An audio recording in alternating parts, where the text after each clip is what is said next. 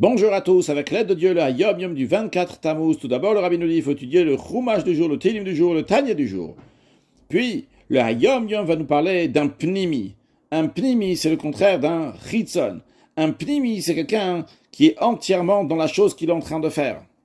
Il se met à fond dans ce qu'il est en train de faire. Littéralement, Pnimi veut dire un intérieur. Quelqu'un qui rentre dans la profondeur des choses. Le Chitzon, littéralement extérieur, et quelqu'un aussi qui fait tout. Mais il ne rentre pas jusqu'au bout des choses.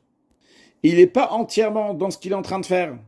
Par exemple, il peut être en train de faire quelque chose pour atteindre quelque chose d'autre après. C'est déjà considéré un chitzon. Il n'est pas entièrement dans ce qu'il est en train de faire maintenant.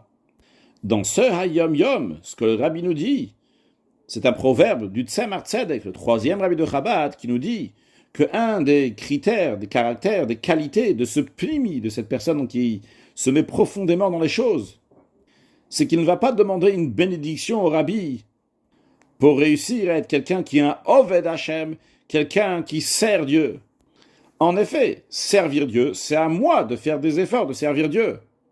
C'est à moi de faire la guerre avec mon mauvais penchant.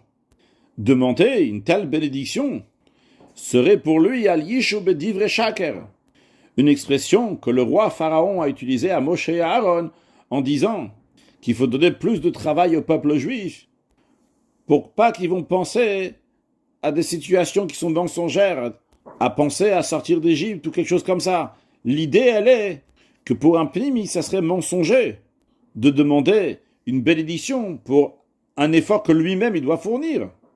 En effet, il est évident, comme Paro a continué à dire, Tirbada avoda lanashim, que l'effort pèse sur les hommes, c'est-à-dire qu'ils vont faire leur propre travail, un changement personnel avec ses propres efforts.